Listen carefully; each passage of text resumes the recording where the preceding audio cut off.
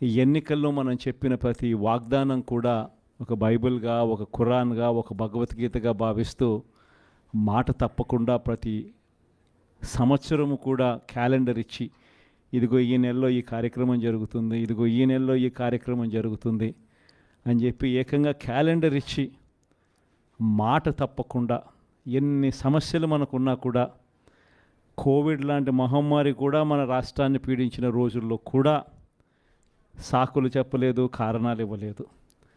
ఎన్నికల్లో ఏదైతే మాట చెప్పామో ఆ మాట కోసం కట్టుబడి క్యాలెండర్ ఇచ్చి మరీ ఏ నెలలో ఏ పథకం ఇస్తామో చెప్పి మరీ బటన్లు నొక్కి నేరుగా ప్రతి ఇంటికి మంచి చేశాం.